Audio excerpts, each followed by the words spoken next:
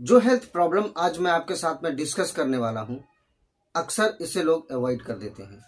ये health problem common है, commonly देखा गया है कि हर दूसरे व्यक्ति में आपको मिलेगा। जी हाँ, हम बात करने जा रहे हैं आंतों की हेल्थ के बारे में। जो हेल्थ प्रॉब्लम आज मैं डिस्कस करने वाला हूँ बहुत कॉमनली देखी जाती है, जो लोग अक्सर अनदेखा कर देते हैं। जी हाँ, हम बात करने वाले हैं आंत की हेल्थ के बारे में, यानी कि इंस्टेंटाइन के बारे में। हमारे शरीर का जो आंत होता है बहुत इंपॉर्टेंट रोल निभाता है हमारे शरीर के मैकेनिज्म में, हमारे शरीर को स्वस्थ रखने में, हमारे शरीर को निरोगी रखने में, हमें लंबी उम्र प्रदान करने में, चेहरे की ग्लोइंग बरकरार रहेगा। आंत हमारे शरीर की टॉक्सिन्स को बाहर निकलता है, खाने में मौजूद न्यूट्रिएंट को बॉडी में ऑब्जर्व करता है और टॉक्सिन को बाहर निकालता है, जिससे हमारा ब्लड भी बनता है और जिससे हमें न्यूट्रिएंट्स मिलता है। आंत शरीर में मौजूद टॉक्सिन को बॉडी से एलिमिनेट करता है, और अगर हमारी आंत सही तरीके से अपना अंजाम ना दे तो हमें कई तरीके से हेल्थ प्रॉब्लम हो जाता है, जैसे एसिडिटी, गैस, कई कंडीशन में देखा गया है आईबीएस तक की भी प्रॉब्लम हो जाती है। आज मैं आपको एक ऐसे रूटीन बताने वाला हूं जिससे आप जरूर फॉलो करें, आपको फॉलो करना चाहिए और अपनी आंत और अपने शरीर को क्लीन डिटॉक्स करते रहना चाहिए। आयुर्वेद की माने तो जितना टाइम यूरिन पास करने में लगता है उतना ही टाइम आपको स्टूल पास करने में लगना चाहिए।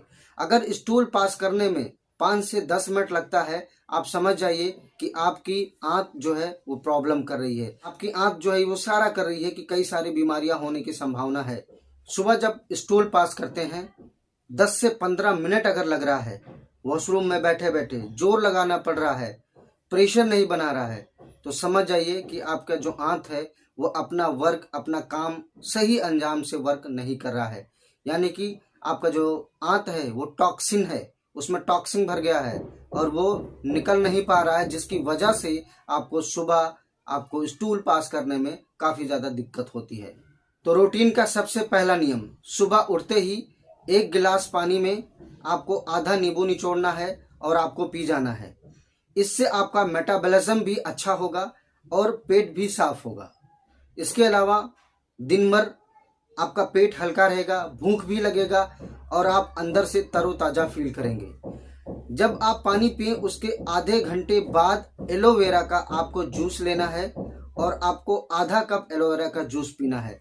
अगर हो सके तो एलोवेरा का एक प्लांट लगाइए, उसका एक लीफ निकालिए, उसके चम्मच की सहायता से एलोवेरा का जूस निकालिए और उसको पानी में डाल के पी जाइए, या वैसे खा के 1 गिलास आप पानी पी जाइए। ये सबसे बेटर तरीका है एलोवेरा का इस्तेमाल करने का। अगर नहीं हो पाता है तो आप किसी ब्रांड का, अच्छे ब्रांड का एलोवेरा का जूस आप खरीद के ला सकते हैं। लेकिन अगर आप प्लांट लगा के उस प्लांट के लीफ की, पत्ती की अगर एलोवेरा फ्रेश जूस अगर आप बना के पीते हैं या अगर खाते हैं तो वो आपको ज़्यादा बेनिफिट देगा। जब आप एलोवेरा का जूस पीते हैं या एलोवेरा का पल्प खाते हैं तो डिटॉक्सिफिकेशन की प्रक्रिया जो है वो शरीर में बढ़ जाती है, यानी कि धीरे धीरे आपका जो आंत में टॉक्सिक भर गया है धीरे धीरे वो बिल्कुल क्लीन हो जाएगा और अंदर से आप तरोताजा भी फील करेंगे। उसके आधे घंटे बाद आप नाश्ता लें। नाश्ते में चाय और कॉफ़ी बिल्कुल ना लें।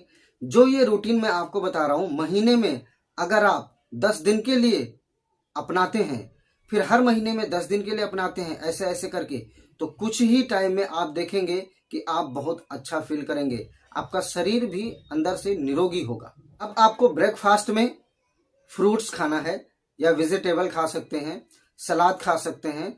जो फ्रूट्स आपको खाना है वो मौसमी फ्रूट्स खाना है, जो हर मौसम में तैयार होता वही फ्रूट्स खाना है, ये आप ध्यान रखें। इसके अलावा ब्रेकफास्ट में आप दलिया ले सकते हैं, ओट्स ले सकते हैं।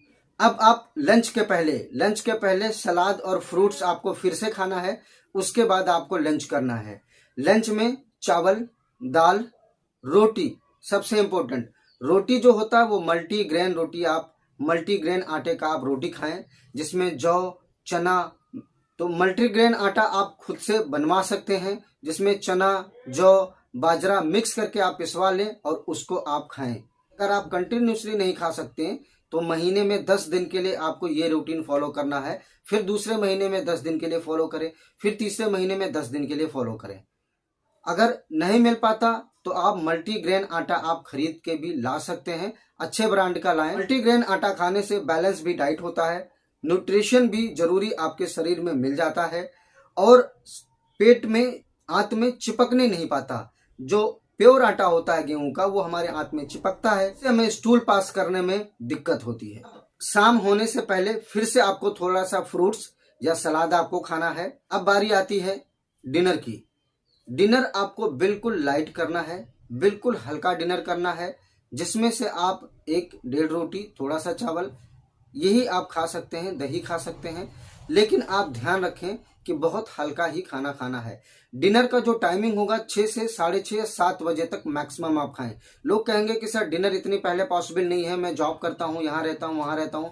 आई अंडरस्टैंड कि बहुत सारी चीजें होती हैं जो मैनेज नहीं हो पाती, लेकिन आप जहां पे भी हैं, जैसे भी हैं, कोशिश करें अगर 6:30 से 7 बजे के बीच में डिनर करने के लिए, तो नेक्स्ट सुबह जब आप कुछ खाने के लिए जब तक रेडी होंगे तब तक जो आपका शरीर है वो प्रोसेस कर चुका होगा, आपके शरीर का जो आंत है वो प्रोसेस कर चुका होगा पहले हुए खाने को। नहीं तो फिर क्या होगा, नेक्स्ट मॉर्निंग में जब आप खाएंगे उसके पहले वाला जो हम खा चुके हैं वो हमारे शरीर में सड़न पैदा करेगा, जिससे एसिडिटी, जिससे गैस, अपच, बदहजमी, ये सारी प्रॉब्लम क्रिएट हो जाएगा। फिर स्टूल पास नहीं होगा, फिर आंत में गंदगी जमा होगी, फिर वही आंत गंदगी धीरे धीरे हमारे खून में आ जाएगा, फिर स्किन में रैशेस, पिंपल, बालों का झड़ना, आंखों का कमजोर होना, कोलेस्ट्रॉल बढ़ जाना, ऐसी कई सारी चीजों का सामना करना पड़ सकता है। अब लोग कहेंगे अगर सर मान लीजिए मैं 6 से 7 बजे खाना खा लेता हूँ, डिनर कर लेता हूँ, तो रात में 10 बजे सोऊंगा तो मुझे भूख लग जाएगी। तो उसके लिए आप क्या कर सकते हैं, इसबगोल भूसी 2 चम्मच 1 कप दूध में भिगो के रख दें और सोते टाइम उसको खा लें। हैवी भी नहीं होता, फाइबर की मात्रा अच्छी होती है, पेट भी भर जाएगा और अच्छी नींद आएगी। इसका सेवन आप कर सकते हैं। आयुर्वेद की माने तो शाम ढलने से पहले खाना खाना जरूरी होता है अगर आप डिनर करते हैं। चरक संहिता में सेम चीजें चरक ऋषि ने मेंशन किया है कि अगर आप बीमारियों से बचे रहने हैं, अगर आप बीमारी चाहते हैं कि हमारे आसपास ना भटके, तो खाना सूर्य ढलने से पहले ही खाएं। ऐसा पॉसिबल तो नहीं हो पाता है, लेकिन आप कोशिश करें, जो मैंने आपको बताया है इस रूटीन को फॉलो करें और आप सेहतमंद रहें। मिलेंगे एक नए एपिसोड में, तब तक के लिए अपना खूब ध्यान रखें, सतर्क रहें। जय हिंद।